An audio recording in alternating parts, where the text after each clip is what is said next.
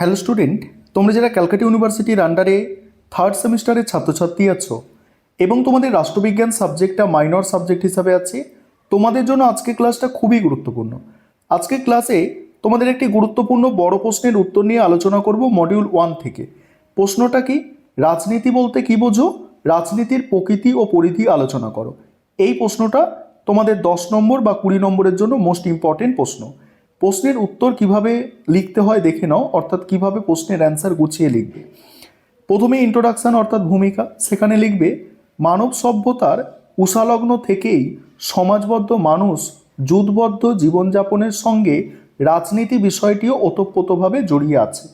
Greek দার্শনিক Aristotle মানুষকে সামাজিক জীব বলার পাশাপাশি রাজনৈতিক জীব বলেও অভিহিত করেছেন।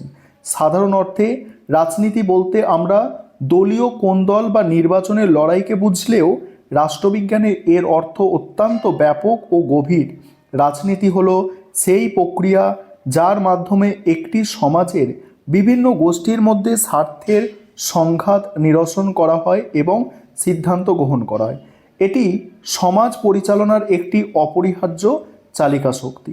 এবার রাজনীতির দেখো অভিধানিক ও তাত্ত্বিক অর্থ, সেখানে কি বলা হচ্ছে দেখো। রাজনীতি বা পলিটিক্স শব্দটি এসেছে গ্রিক শব্দ পলিস থেকে, যার অর্থ নগর রাষ্ট্র মানে সিটি স্টেট। প্রাচীন গ্রিসে ছোট ছোট নগর রাষ্ট্রগুলিকে কেন্দ্র করে যে শাসন কার্য পরিচালনা হতো তাকেই অ্যারিস্টটল রাজনীতি বলেছেন। তবে আধুনিক নগররাষ্ট্রের স্থান দখল করেছে বিশাল আয়তন বিশিষ্ট জাতিরাষ্ট্র। তাই বর্তমানে রাজনীতি বলতে শুধুমাত্র রাষ্ট্র পরিচালনাকেই বোঝায় না। আধুনিক রাষ্ট্রবিজ্ঞানীদের মতে রাজনীতি হলো ক্ষমতার লড়াই ও প্রভাব বিস্তারের কৌশল। ডেভিড ইস্টন রাজনীতিকে মূল্যের কর্তৃত্ব সম্পন্ন বরাদ্দ হিসাবে বর্ণনা করেছেন, অর্থাৎ সমাজের সীমিত সম্পদ ও সুযোগ সুবিধা কাদের মধ্যে এবং কিভাবে বণ্টিত হবে তা নির্ধারণ করাই হলো রাজনীতির কাজ। আবার হ্যারল্ড ল্যাসওয়েলের মতে রাজনীতি হলো কে কি পায়, কখন পায়, কিভাবে পায় তা নির্ধারণের প্রক্রিয়া। এবারে রাজনীতির প্রকৃতি নিয়ে আলোচনা করব। দেখো, প্রশ্নের উত্তর লিখলেই হবে না, এরকম কোয়ালিটি মেনটেন করলে তবেই নম্বর পাবে, নাহলে অনেক লিখলে নম্বর আসবে না। নোটসের একটা কোয়ালিটি তোমাদের মেনটেন করতে হবে কলেজের ক্ষেত্রে। দেখো তারপরে কি বলা হচ্ছে, দেখো রাজনীতির প্রকৃতি কিভাবে এটা লিখবে। দেখো, রাজনীতির প্রকৃতি বিশ্লেষণ করলে দেখা যায় এটি মূলত দ্বান্দ্বিক। একদিকে এটি সহযোগিতামূলক, অন্যদিকে এটি সংঘাতপূর্ণ। মানুষের মত ও স্বার্থের ভিন্নতা থেকেই সংঘাতের সৃষ্টি হয়, আর রাজনীতি সেই সংঘাতকে আলোচনার মাধ্যমে মীমাংসা করে ঐক্যে পৌঁছানোর চেষ্টা করে। অ্যানাল বল এর মতে যেখানেই মতপার্থক্য এবং সম্পদের সীমাবদ্ধতা থাকে সেখানেই রাজনীতির অস্তিত্ব বিদ্যমান। রাজনীতির আরেকটি গুরুত্বপূর্ণ প্রকৃতি হলো ক্ষমতা। ম্যাকিয়াভেলি থেকে শুরু করে আধুনিক রবার্ট ডাল সকলেই রাজনীতিকে ক্ষমতার প্রেক্ষাপটে বিচার করেছেন।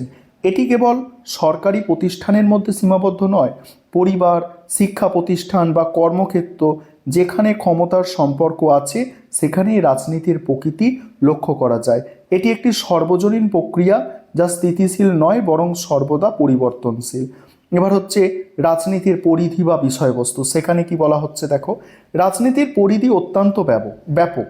এটি প্রতিনিয়ত প্রসারিত হচ্ছে। 1948 সালে প্যারিসে ইউনেস্কোর আয়োজিত সম্মেলনে রাষ্ট্রবিজ্ঞানের যে বিষয়বস্তু নির্ধারণ করা হয়েছিল তা রাজনীতির পরিধি বুঝতে সাহায্য করে।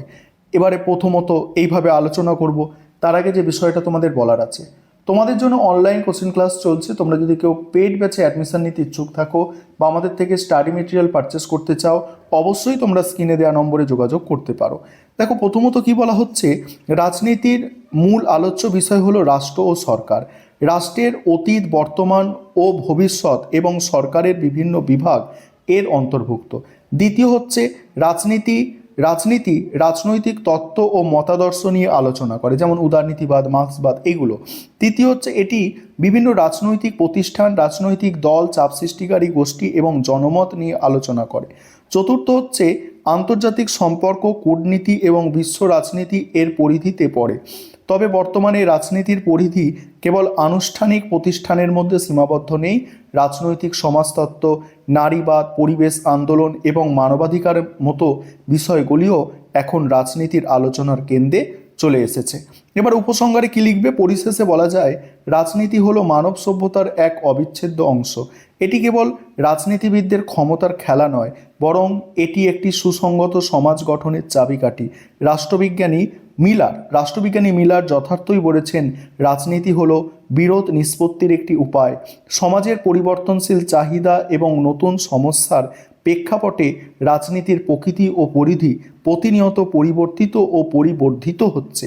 একটি সুন্দর ও সুশৃঙ্খল নাগরিক জীবন নিশ্চিত করার জন্যই রাজনীতির অধ্যয়ন ও অনুশীলন অপরিহার্য। এই হচ্ছে আমাদের নোটসের কোয়ালিটি।